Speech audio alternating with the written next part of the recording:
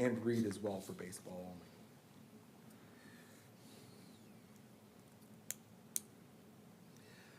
Part of our reservations do include ball fields, shelters, and courts. Currently, this is how our reservations sit right now. Ball fields are $50 per day and $500 for the season, all of which is refundable. Our shelters are similar. Those are $50 a day, $100 a day for non-residents. Again, everything is refundable. Those are deposits made at the time of reservations, and then if they're clean or if they don't deserve any staff time afterwards, those are all refundable. Our Lions Park shelter, which is consists of the concession stand and bathrooms there. Again, $25 a day, $75 for a non-resident. That does go hand in hand with reservations of the ball field. Again, everything is refundable on the Lions Park shelter as well. Our courts, those are mainly, we see a lot of our reservations right now for our groups or our clubs that are reserving our courts, if it be tennis or if it be pickleball at the current time. Again, they can reserve any amount of days, $500 for the season, all of it which is refundable.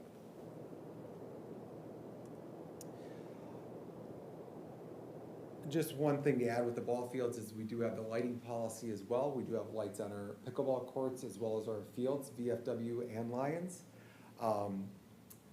Those fees I did describe in April, but I have in a later slide as well. But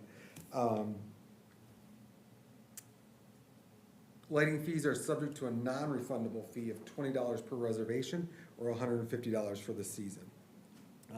There is a slight charge for if the ball game goes longer and the lights aren't shut off at a certain time, there's another $30 charge. Again, that's based off citizen complaints and not based off of a timer or staff being there to see that or anything like that. So a couple of the proposals that I present to you tonight, again, are items that we put together as staff, just as discussion with Public Works Director, as well as staff with the city. Ball fields, we're looking at two different, we're looking at separating it to a summer and fall season. So in the summer, it'd be April to July. That'd be $50 a day if somebody wanted to rent that. So if a family came or individual came and they just wanted to rent the field for a day, that'd be $50 or $500 for that season. Majority of our field rentals are done by the Lake Elmo Baseball Association or another association. If it'd be St. Croix or a for-profit agency in the fall. You'll see that more in the fall than a for-profit agency that's just baseball related, renting the ball fields. So splitting those into two seasons will kind of separate that from the nonprofit versus the profit organizations. Again, same price versus fall. Fall season is a little bit shorter, but again, that's likely you're going to see that profitable organization rented at that time. We do have them separated as well as far as ball fields. Lions and VFW do have lights and are more outfield fences, kind of better amenities. So we do separate that out with Pebble, DeMontville, Reed, and Tablin. Those are just going to be your red ball infield clay fields, no outfield fence, normally not lined, bases aren't there, so a lot of times those clubs are providing that those amenities for that field. So reduced price for those, again, they don't have irrigation either, so we're looking at $250 for this season, because again, we are seeing them rent those all the way from April to July for those regular seasons again. So just separating those ball fields because of those amenities, those extras that are at those two larger fields. Moving on to shelters, both Lions Park Shelter and our regular pavilion shelters that we have throughout our parks. Suggestion by staff would be to make all shelters reservable. So as we continue to put shelters for the next 5 years, we have that in our work plan, is to put a new shelter at each park, is to make those reservable. So it does add to the park, but I think people in the south or people in those where we do places we'll see that as an amenity to use and foster for the years to come. So again, making those those shelters available for rental at all parks. Splitting those up, half day versus full day, I would suggest being the 9 to 3 being the half day and the full day being 9 to 9, with that last hour being cleanup because most of our parks are done by dusk or 10 o'clock. So those would be the hours I would set or recommend to set for our half day and full days. I would put a security deposit on that as well. That is refundable, so that way anybody that would rent, the base price would be $100 with $50 coming back, or a full day being $150 with $50 coming back. The Lions Park Shelter is, looking at our previous reservations with that, almost 100% of that comes with reservation of the ball field. So we do see with our Light Up Lake Elmo event, someone might rent that area, or we might see with our 4th of July event or something, somebody might rent the area, but not foreseeing them reserving it for the concession stand use, electrical use, bathroom use, things like that. So if the question comes back on why we having more for the shelters versus the Lions Park shelter, a lot of times, again, that Lions Park shelter is going directly with the baseball field as well. We're already charging them one, so that's why it's probably a little bit less, but up for debate as well.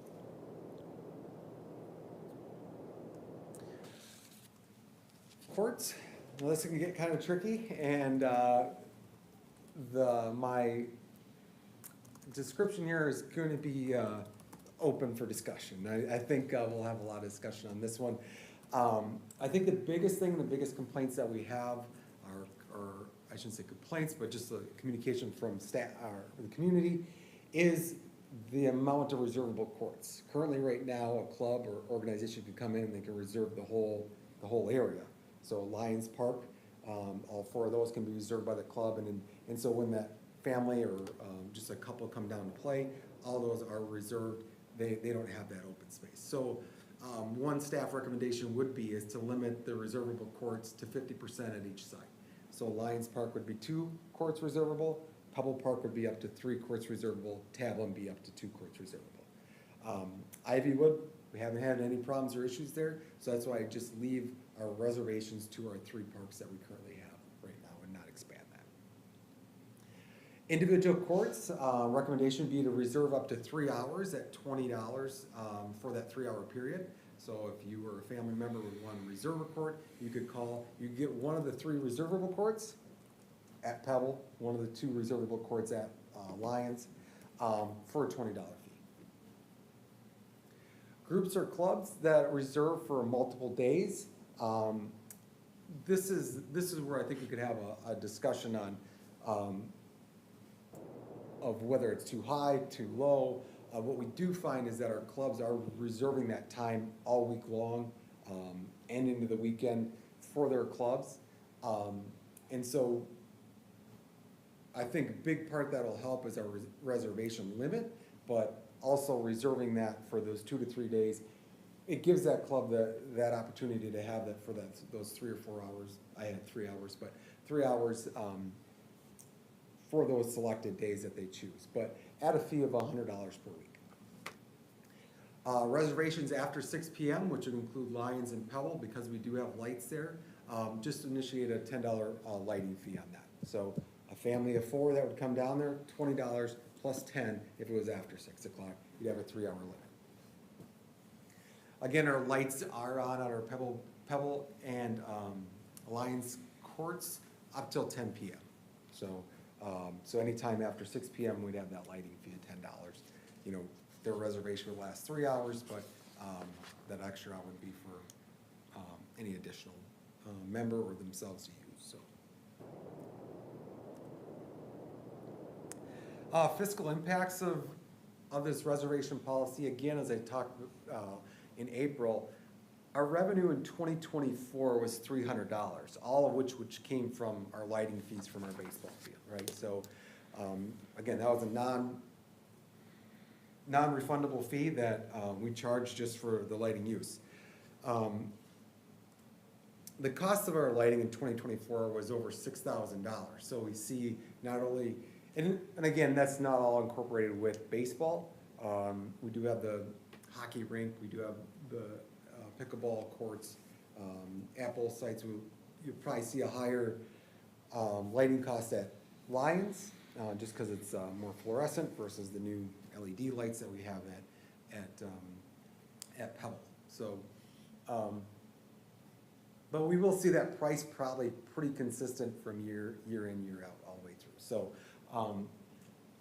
I'm not trying to get all the fees back, but at least to help pay for our continued maintenance on that. As right now, we don't have lights working at VFW, our electricians in tomorrow to fix that. So all that does incorporate money or costs throughout the year as well, just to keep the upkeep with them.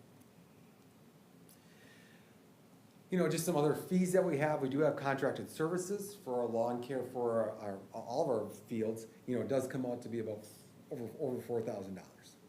Our irrigation, we are upgrading that irrigation right now. With time and labor with our staff, you know, you have your weed and feed, irrigation, you know, that's the cost of water as well. That can be up to $16,000 in 1 year. So you're irrigating both fields, you're keeping that system going. Just parts, labor, fees, you know, you have a backhoe out there digging up the line that's broken, and just replacing some of those needed things. We'll eventually have that into it. So that's not gonna be an expense every year at that cost, but that's what we're foreseeing at this time with not having run that in the last several years, just because of our water reductions over the last few years. So in order to keep our courts up, resurfacing, so when we did the resurfacing of Pebble and Tablin in 2024, when they actually opened them, we reached out to our resurfacing contractor at that time, and it was about $7,000 for one tennis court. So if you look at our 3 courts in, you know, Pebble, you'd be looking at $21,000 to resurface that, and we'd be looking to do that in 5 years. So again, taking those into account as we, you know, we schedule our fees for our clubs, for our individuals.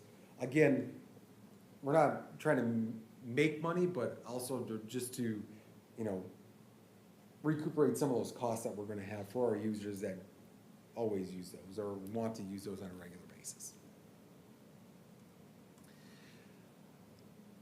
Overall, I think in an average year, you'd be able to incorporate about $3,000 in rentals from the baseball fields, you know, with 2 seasons at each, VFW and Lions. I mean, that could incorporate up to $2,000 there. Your Reed, DeMontreville, Pebble, I think you could get that $250 for at least 1 season in there. You'll likely get it out of Reed on the 2nd season, because they use that one in that fall season as well. You know, we do have Tablin as well as reservable. Occasionally, we'll see a reservation down there, but not full term. So I think in an average year, you would be looking at getting from our ball fields about $4,000, and that would include lighting fees with that. Shelters, we don't see a whole lot of reservations with our shelters, but when you do, and I think with our upkeep and our, you know, our continuous improvements of our parks, I think we will see that. But right now, I think we see, you know, with our baseball fields, a good 4 to 5 tournaments a year, you know, and then an occasional one at Pebble. We might see $500 to $700 a year in income from our shelters. Courts, just based off of this year, you know, you're looking at approximately 28 weeks of available play from the time we put up the nets until we take them down about the week of Halloween, with, you know, up to $500 of lighting fees just with those people reserving after 6 o'clock. You would be looking at probably around that $4,000 to $5,000 a year, just in reservation fees of that.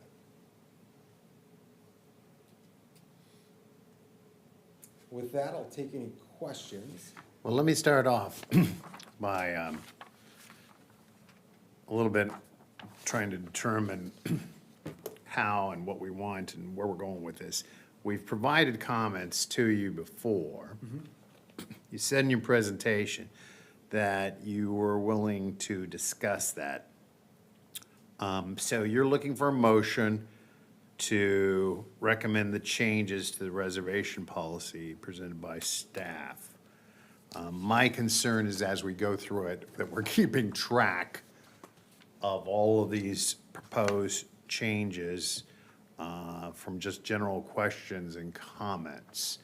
So for the commissioners, somebody's gonna have to come up with making a motion, and we'll need to keep track of things we modify, add, subtract during that whole process. With that, we can start out with questioning. Adam, I've got just a basic question about the seasonal charge. Is that a seasonal fee for a rental on a specific day of the week? For fields or courts or? Both. So seasonal for a field would be during that time frame. So that's that April through July, right? But just one day a week? No, that'd be for that whole time. So $500 for that, for those 4 months or 5 months. And when can they use the ball field? Yep, so they would schedule that with that. So when they make a reservation, it's no different than what they do now. So they'll make a reservations, I want it Monday, Wednesday, Friday from 4 to 9. Okay. That's it, and that'd be a seasonal, because Okay. they're reserving it from April until July. Okay. I mean, they're not handpicking. So it still weeks. could be every day, maybe it's not every day of the week, but like you said, Monday, Wednesday, Yeah, Friday. yep, and that's what a lot of times we see with our pickleball players or our associations, is that they're picking a Tuesday, Thursday, Saturday, or a Monday, Wednesday, Friday. And so it's probably to their advantage to have that, to have that weekly rate versus the individual rate on that. Mm-hmm. Okay, thank you. Other comments or questions? I guess being the new person, I had just had a high-level question on, I think I went back and read some of the minutes, and I think I read them from when this was discussed originally. And there was a comment about, I just was curious if kind of a market analysis had been done from kind of surrounding areas, and if that was taken into consideration at all, kind of on a high level. Yeah, we did look at a number of the communities just directly around us. We think our shelters are probably underpriced, but it's based off the availability of amenities that we have there. Some of them have power, some of them have access to water, so what others might provide is really kind of hard to play apples to apples with them. But then also what our level of service is as well compared to what other communities might be. So, we don't have a full-time staff that's coming in, prepping the cook, the grill, or, providing wood or whatever it might be, right? So we're providing trash and a clean environment to start with, up to 2 picnic tables potentially, right? So that probably is the hardest thing to gauge from community to community to find that exact same item. But as far as like courts and ball fields, I think we're probably right in line with what our neighboring communities are doing, so. Just one thing along that same line, I've got Oak Park Heights shelter thing right in front of me, and the prices that we charge and they charge and the deposits are all about the same. The one difference is they don't charge for shelters they distinguish a lot between resident and non-resident. Yeah. Okay, so I see that a little bit in ours, but they seem to make a bigger, Yeah. it's $100 for a non-resident, and that's just the fee, where it's nothing for a resident. Yeah, on the shelter side of it, I did consider that, and we had that in the past one. I took it out of there on the basis of, one, is our priority listing, Right. for, first of all, we're gonna look at our priority listing when we schedule those to begin with. But then second of all, we weren't seeing a high number of reservations where we were competing resident versus non-resident. So that's why I was like, well, I'm more on the aptitude of like, let's get people to use them, pay the fees, and continue the use of it, and maybe down the line, if it becomes an issue, we can always. Right, as we add in the more shelters and do some things like that, I think we just need to keep that in mind, in the comparison that the commissioner asked for, or asked about, that's one of them right there. I think Oak Park Heights also has newer, better Yeah, a lot of theirs will have bathrooms, like Yeah. Woodbury's the same way. A lot of them will have bathrooms, a more common space with shelter, with tables, with chairs, things like that. So, yeah. We'll get there. We'll get there. Other questions? Yeah, thanks, Adam. I've got a question for you. So I'm aware, as likely the other commissioners are, of reservation challenges at Pebble Park. Have you fielded or Marty fielded complaints about Tablin and Lions Park? So, Lions, yes. Okay. And that was probably a lot more previous before the new courts. Yep. But currently, right now, with one court down at Lions, we do see that as well. We see that the complaints of, or the questions of like, if I brought a family member down there, you're telling me that it's reserved and not, we gotta wait, or we're not even allowed to play. So those are the things we do field there. Tavern, we don't have much of any conversation or complaints there. Okay, great. I guess where I was going with this is just thinking about the 50% at each site. Maybe like up to 4 courts could be reserved at each site, which would be 100% at Lions, 100% at Tablin, and leaving some open at Pebble. But if you're fielding complaints at Lions and, you know, it just seems like it might be hard to play with just 2 courts reserved if you have a standing group or something. Yeah, I think with the updates that we'll see next year with those courts, I think Yeah, they people will use- come back down because they want to be close to the downtown amenities again.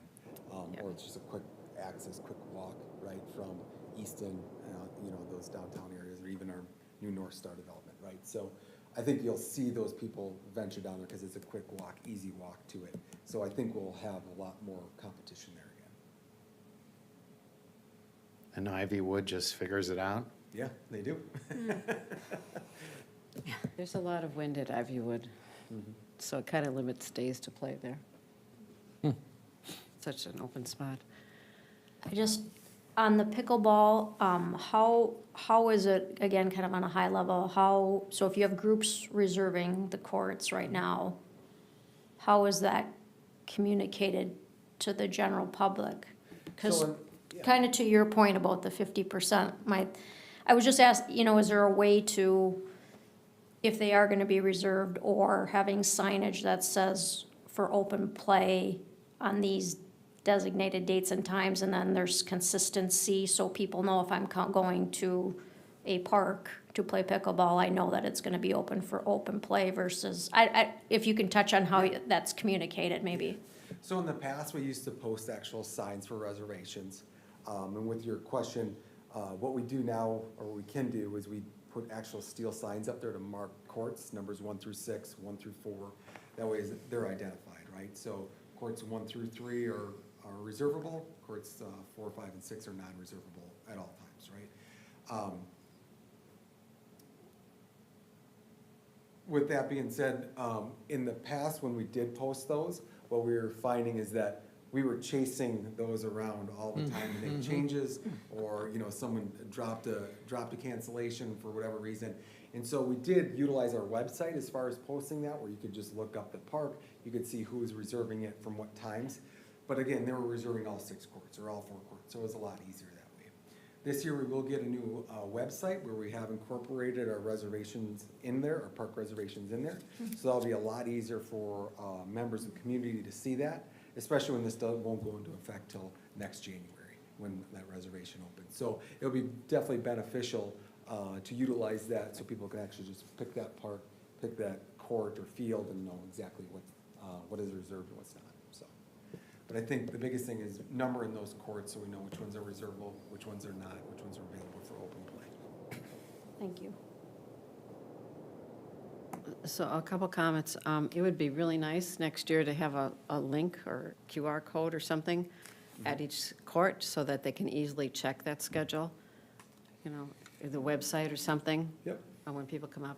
And secondly, you know, when, for example, at Pebble, 3 courts are reserved.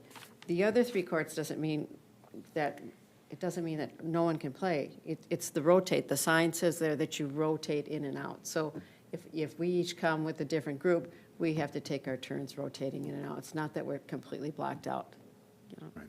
So, are there lights for the volleyball courts in Lions Park? There are not. Nope. Okay. All right.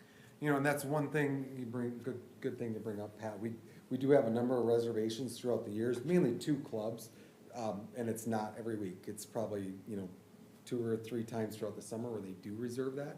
You know, it's not included in, my proposal right now, but if the commission thinks that we should include that, you know, as part of the whole plan, the reservation is the same. It's a deposit of $50, so, to hold the spot.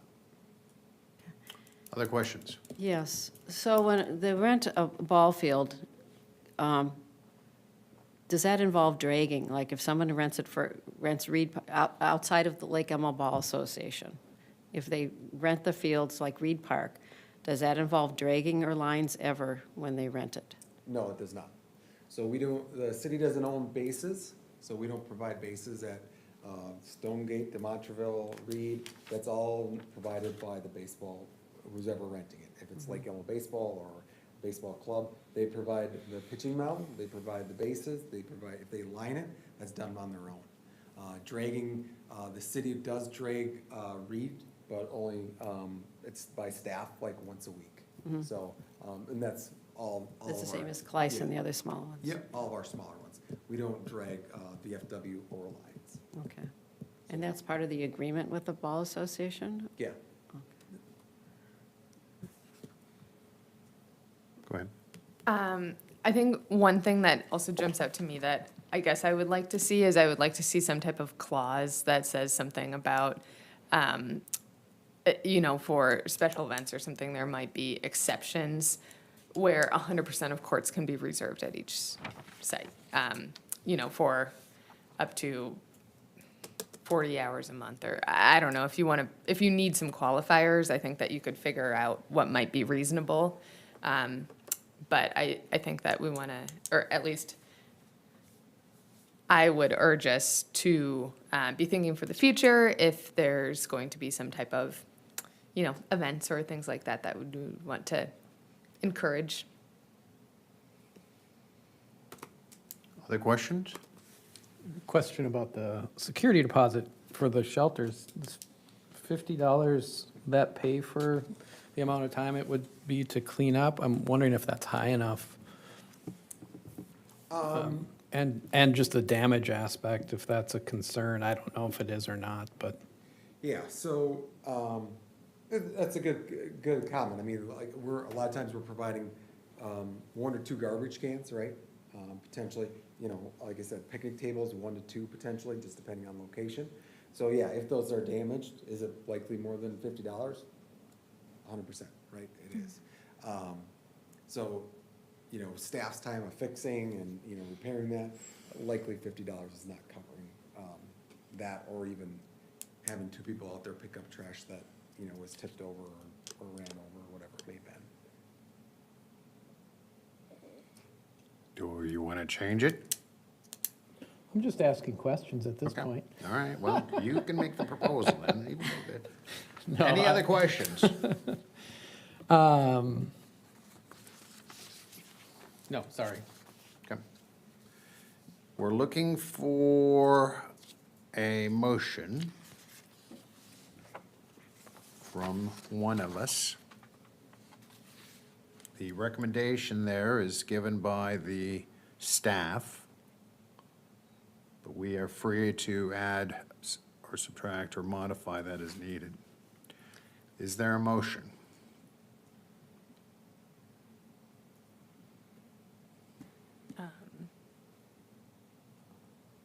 Would we be able to discuss that as a commission? That's the before? way it goes. You make a motion, and then we discuss it.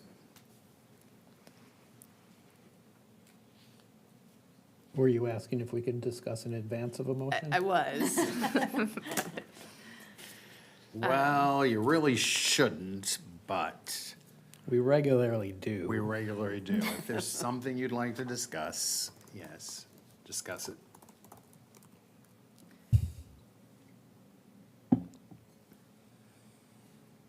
Okay, I guess so let's discuss the volleyball reservation, let's discuss the security deposit, and let's discuss the 50% of courts.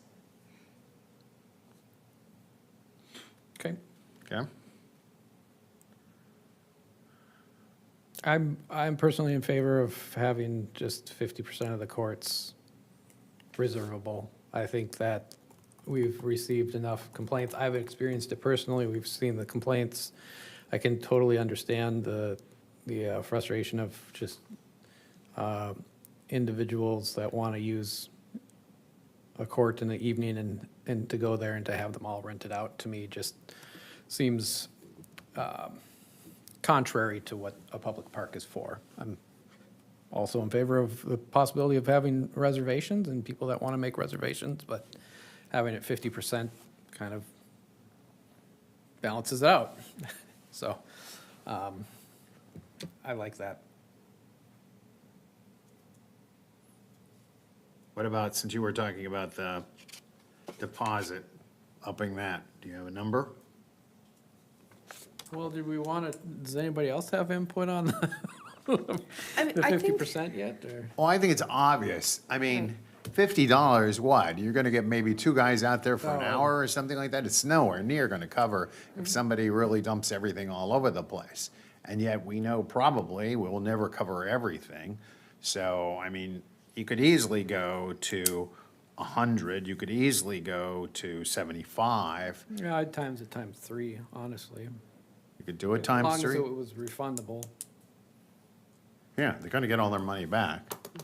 You know, and one thing maybe I didn't mention too is with that reservable, what are you getting, right? So you're not only are you getting that pavilion or that shelter space, but, you know, you have access to the open space, you have access to the playground.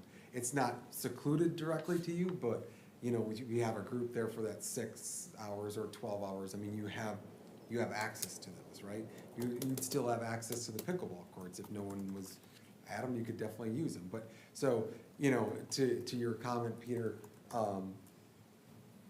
you know, do you wanna put it too high that people just don't do it?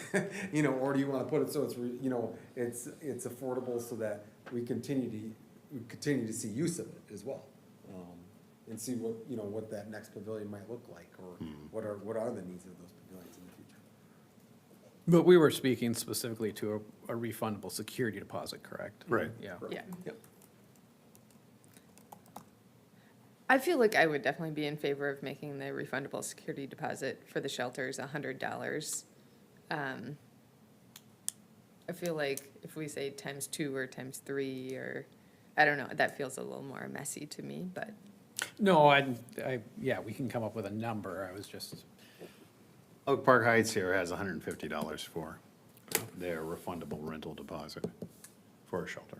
But they have water and electricity and other things. So There is You can different. do a lot more damage. That's true, that's true.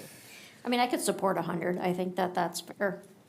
I think that somewhat covers cost if you had to send a staff person out there, but not trying to recoup. of a return. We're not trying to recoup All right. costs in general in this plan anyway, so. Yeah. And And- to Adam's point, Go you ahead. don't want to deter people from utilizing the amenities, I think, as well. Any additional comments on volleyball or the reservable, non-reservable? Yeah, I think it would be a good idea to seriously think about having lights for volleyball. I think it would be a good idea to have volleyball at Lions Park as reservable. I think it would be a little bit more transparent if groups show up and then, you know. there's only one volleyball court there, is that right? Yeah, and then there's another volleyball court at Pilot Park. Pilot, yeah, but Which there's would no not light. be There are no reserved. lights. Yeah, and no lights. Yeah, so Lions has 2 volleyball courts. Oh, There's they 2 do? sets in Oh, that that's set, right. yep. Yeah, it's Oh, two. okay. Sand. I think that with the idea of making Lions Park a more, central park for the city down the road, I think that it would be ideal to have the lights there for the volleyball courts. All right. Have we discussed this before enough? Somebody have ready a- to make a Do you motion? have a rate for volleyball court rental, or just keep it the same as a pickleball, or? I think keeping it the same as pickleball would make sense. Calling it a court, reservable pickleball courts and volleyball courts. And then just 50%, no, reserve one, everything the This same. is the start of your motion. Before you do that, administrative, how often is this reviewed? Yearly? This is our first time we reviewed it. I am going to make a recommendation that Yeah. every January we review this. That's what I was gonna ask, if we could that it's at least reviewed on an annual Right. basis. I wonder if it would be good to do at the end of the season. You know, January's kind of far away from complaints we might receive during the summer. Yeah, I think it's gonna be wherever you wanna put it, you know. The end of the year, you could put it in the fall. It always takes us, what, 2 or 3 months to go through this. So you can't put it in December, or it's not gonna be implemented till another year later. So you need to at least start in September or so to get it done. But that would be my recommendation, and September, you'd be at the end of the heavy use season.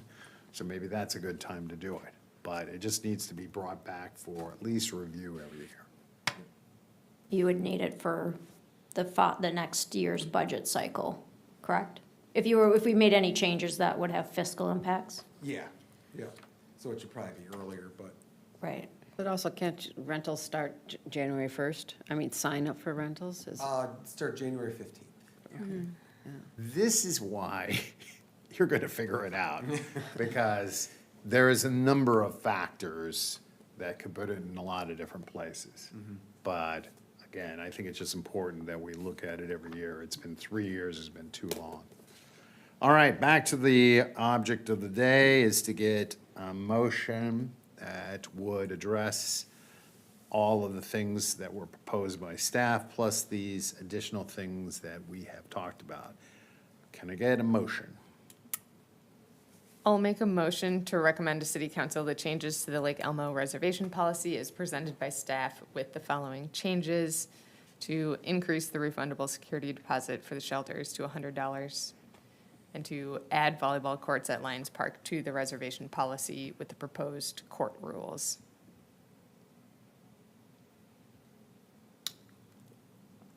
I would second that. Discussion on the item. Again, my opinion is we need to make changes to this. We need to make these improvements, and we need to look at it in the future. So I support the motion. Other comments on the motion? do we want to say anything about reviewing it so that it's effective for the next year? Do we want to have that in the minutes? In my opinion, those are, we weren't asked to do that, and those are more administrative things. Bringing it up every year is an administrative thing. Yeah. we can do- yeah, Okay. Agreed. And when you present it to the city council, I encourage you to bring that up, Yeah. that we plan to look at it, review it in some sort of fashion every year.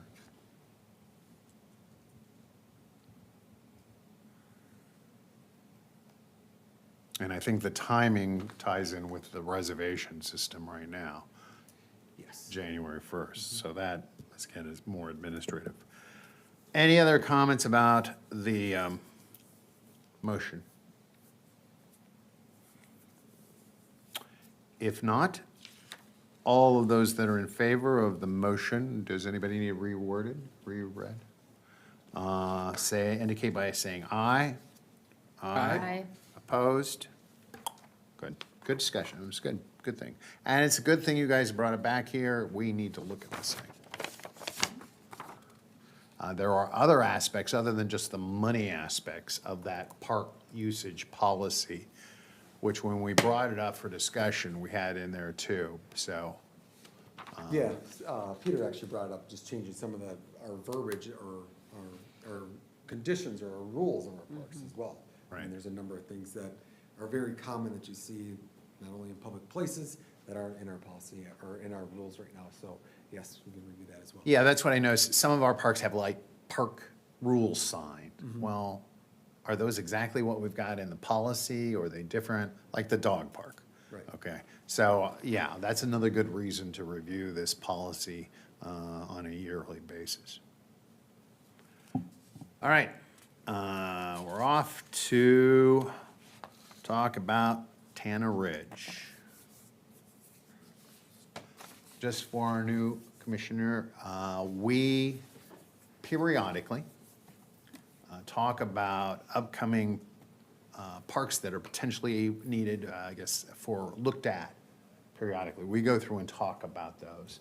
And it is a very good time for us to go out and look at that park and talk about things that we could potentially add, subtract, or do for that park. And did I get that right, Adam? Yeah, so initially started, when we started to review our playgrounds, when I Right. actually started here, we started with Gleis, Pebble, and Tablin, right? And so, I think staff or commissioners found it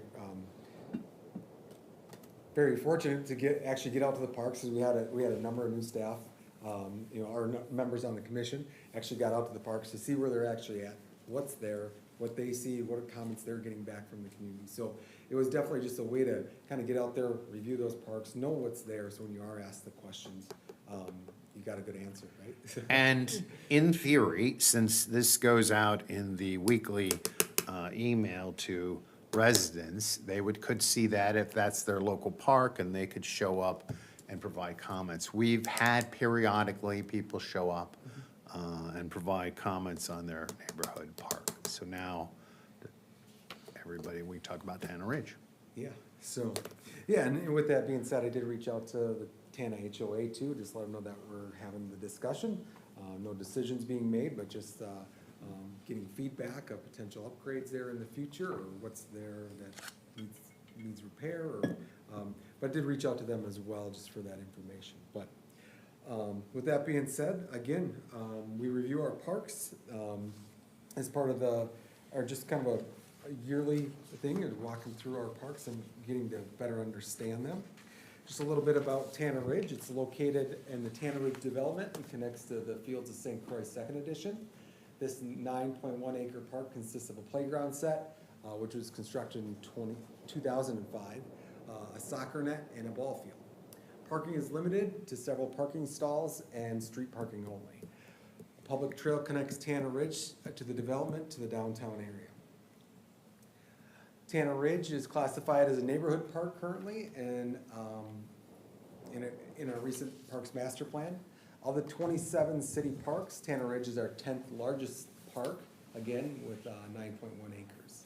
Considerations for this park in the future may include an updated playset in 2030. That's what it's currently scheduled for. Staff would consider, or would suggest, making the site ADA compatible if we did so, with the parking lot as well as the trail into our playground as well. Again, with that, would be moving the black border, making it concrete, make a trail access right up to that, so for, just to make it ADA accessible. We'd also recommend or suggest additional seating or benches in the area where it allows. Additional parking would be beneficial in that area, but it is tight as far as, just, if you move the playground set, you'd be really restricted to just one side, the road parking, as well as anything that you could fit in there, without losing play space that we have there, so. As noted in our Parks Master Plan, this is the map that's in there. Should note that the one trail is private, and that is near the sanitary drain field, the one that goes to the north and to the far east. It has a private trail owned by the HOA. Otherwise, the rest of the brown trails are city or public trails through that area. So there's, again, we are limited, as far as what we have there with the HOA and their property. So that trail that goes through there to get back to the ball field, to get back to that soccer area, we are limited in that parking to that one street side, not only on the north side, as far as the south side as well. Might be limited to only 5 cars in each, on each end. So to use this as a potential for upgrades to any of the, the ball field or anything like that, it probably wouldn't be a staff suggestion, just because of the walking distance as well as the minimal parking area that's in there. About 1 acre of the site was used up a few years ago with the expansion of our water system. Our well house was built in there that took up, like I said, about 1 acre of the parks. Park. It's over by the sanitary building, right? Say that again? It's over by the sanitary building, isn't it? the pond? It's actually up on the north side there. You can see the building existing. Oh, okay, all right. It says existing sanitary building, but that's a well house there. Okay. With that, I'll take any questions or comments, and just as a note in our Parks Master Plan, just as anything, Tanner Ridge came up as the 10th most used park. Again, those numbers, Sunfish Lake was about 60% of our, of those surveyed. Tanner Ridge was down there about that 20%, that said that they visited that park. So, again, 540 people at 10%, or sorry, 20%. I think people visit this park. Questions, comments? Again, we're not going towards a motion on this, we're just providing input. Correct. So, questions, comments? Yes, so there's a sign on by the playground equipment, but there's not a sign on the north side. Correct. Is Yep. there some reason for that? Yeah, most of our parks, we only have it's no different than Sunfish. We have one at the entrance of Sunfish. No, we don't have one at the dog park entrance. We do have a sign that says dog park, but we don't have that because that's actually an entrance for Sunfish as well. So Right. we always pick one entrance and one main entrance for our park entrance, so. But in the parking lot there, it does say pedestrian path to Sunfish, the dog park. Yes, it's a You know, small. it's about this, yeah, Yeah, it's small. yeah, It's not yeah. as big as the other one, but there's no sign there On the north side. on the north side at all. Either by it just says, do not drive in, no vehicles to the well house. And then there's that other little path that's kind of hidden away too, but I don't think anybody would know that that's a park unless you specifically. Right. Yeah, I agree. I think when I was out there, I thought that this park could really benefit from some wayfinding, some signs. I have been through that park a lot. I think it's very critical with the trails. Keeps you off of Manning if you're trying to, cover some distance. So that's really nice. And when I was out there, I ran into Lucas, who's the HOA person out there, and so he thanked you for letting him know that we were going to be discussing this. And he thought that that could be nice too, but had, thought that the park was really well maintained, really liked it. Just looking to give some opinions when the playground structure is up for consideration. I agree. I run those trails at least once a week back there.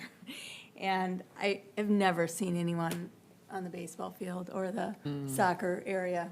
And even the playground equipment, once in a while I'll see a kid, like one child there. So I don't know that it gets a lot of use, but I thought it was in really good shape. Considering how long it's been there.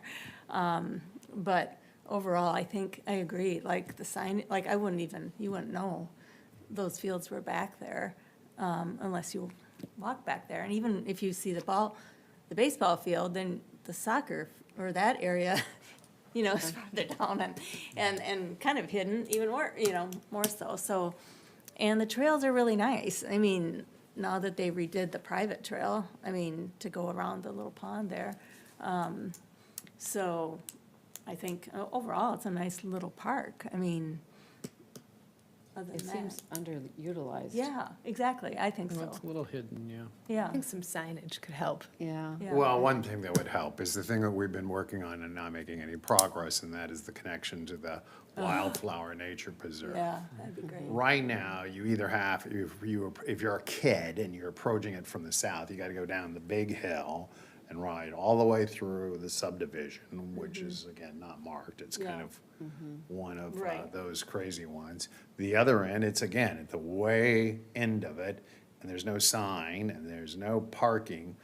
So you can see why it's underutilized. But if you had at least the connection, some signs, I agree, and if you had the connection to Wildflower, you would bring in all those people that are coming in.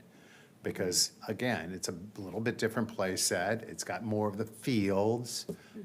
So for people on North of Stillwater Boulevard, that could be something that would be important to use, but it needs that connection.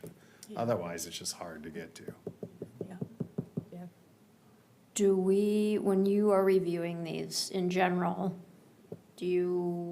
what is the process eventually for just community engagement, looking at demographics of where the park is? Kind of to your point, if it's underutilized, not utilized? Yeah, How- so we take into effect kind of some of the things that we've been working on. So the signage, we take, take notes of like, here's a perfect example of a park that sits out there, or even hidden knolls, right? Sits out there, how do you get to it, right? Using that wayfinding deal as an option, of like, here's a park, what are our wayfinding options if it's a map or if it's a, you know, an app that we might use in the future as we build that? But ours is just park signs, you know, is it a sign out on 55th?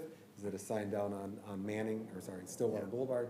Just say, you know, Tanner Ridge Park with an arrow, right? So we're just taking suggestions right now, and we note those, so when we do come across things that are in our work plan, to say like, hey, here's a prime example, this is exactly what we talked about, you know, a year ago when we reviewed the park. And then that information, are we sharing that eventually if it does come to, in 2030, when we're ready to do the playground, or if we're at that point in terms of engagement with that HOA and that neighborhood, and are we getting feedback from people Yes, in that so- respect? Yeah, so a lot of times when we do our playground reviews, we always have a discussion about what we'd like to see there first. So again, same thing, we invite the association or area community members to have input on that during public comment, to say, hey, this is what we're looking to have, if it's a 5 to 12, or if it's a 0 to 5 playground set there, what are our amenities we'd like to see there? Is it, I think at one point we wanted a big fireman's pole, or whatever it may be. So they have, you know, is it a swirly side, you know, just to get those options out there, so when we go to design, we can incorporate that with our designer to say, hey, here's some things that the community wanted or was recommended by the commission. Okay. Commissioner Peterson, it would also, when we look at our budget, that's another time. So we're running, I know, 10-year budgets, but at least 5 years ahead. So before 2030, we should be looking at anything else that we would want to add to that park. So that's another fun thing we do in the late spring, is we do budgets, and that's another time to look at this. Is there a tetherball pole in that? There is. There is. And We put combined- one ball there a year, because it gets stolen. Oh, does it? about a Okay. week after And it's it does have a basketball goal, right? Well, court, there's a Court. half There's a little court, basketball, half Yeah. court. Yeah. So we had a and that neighbor, net is almost gone. yeah, so a neighbor put the portable basketball hoop there. Right. Because that's just in the parking lot. So just a neighbor, somebody put the basketball hoop there, so. Well, I'm glad you told me about the tetherball, because we've put in those things, and when we do, we usually get somebody to give us positive feedback. But we put in a tetherball, and it goes to the sky, huh? Yep, or someone's house. Whatever. Interesting. One of the things I did drive by and walk it a little bit. It seemed like that container was awfully close to the road. I just thought it seemed, I don't know if there's a way in design, it doesn't look like there's much room to move it back or move it, but maybe there's a way to reconfigure it. And again, if we make it ADA accessible, that might provide that connection from the trail and the road. It just seemed really close to me, especially in kind of that bit, when it bends a little bit. Well, again, I don't, Yeah. I'm sure those developments weren't built at the same time. So it kind of looked like one was put in, and so they put all the stuff there, and then the other one came in and said, hey, we can match it up with this. So I think when we relook at it, we kind of relook at it, okay, we got two neighborhoods that are using this thing.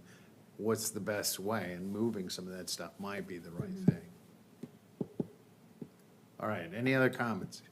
Adam, I was curious if the city staff has any indication on how much that ballpark is used. To me, it seems like one that potentially is ripe for removal. It seems like it would be underutilized, but I don't know that. Yeah, I would say that's probably one of our most underutilized fields there. That's what I You know, suspected. You know, and it could be because of the area. We do have some newer homes there. I think our families in the area are fairly younger, so we do have younger kids, not only in the Tanner Ridge area, but also in the Fields area. So we do have a soccer group that uses that net quite often. So, I mean, I think that's getting more utilized in the baseball field.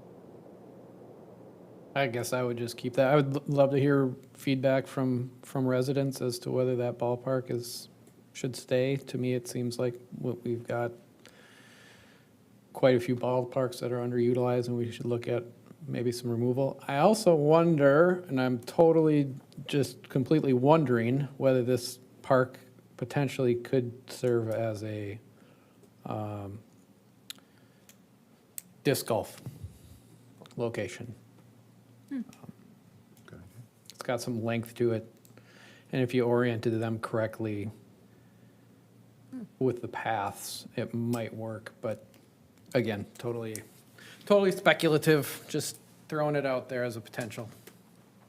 Well, one thing on the elimination of the ball field, if I'm still around, if we ever get any information about it with the new, what are we calling it?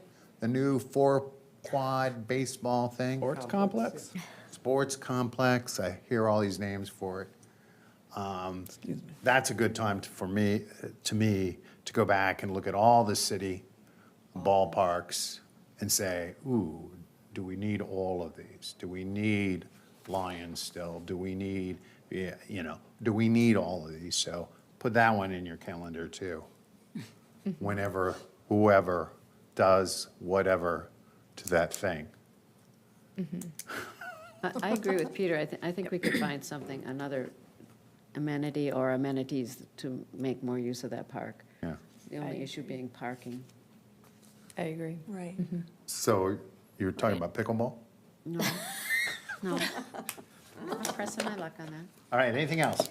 Well, just a question. So when will that trail connection be revisited with the landowner? So, we reviewed it in about 2022 with him, or 2023, I would say, was when we reviewed it with them, 2 property owners.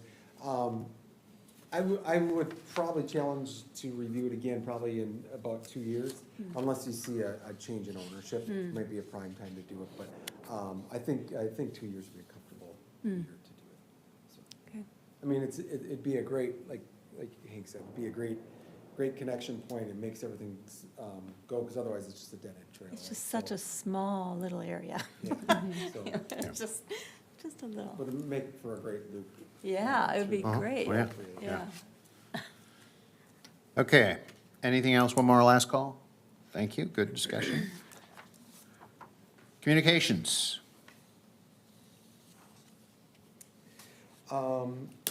Place Park, we know that just here in since our last meeting, Place Park, the playground is complete. Staff did do some additional groundwork up there to reseed, and so you'll see that come back in here nice. We've had a lot of good compliments regarding it, so kudos to the group here as far as what we chose and what was put there as well, so. Sunfish Lake parking lot, we did complete that in the last month as well, just widen that out. We'll see we did have some extra wildflowers that we did put on our black dirt on the end, so we'll see how that grows this year as well. Pebble Park parking lot, again, that was completed prior to our last couple meetings, but we do just have to give those wildflowers time. I think it'll it's green right now, but it looks like it might just be brush and weeds, but I think we just gotta give it a little bit of time, so.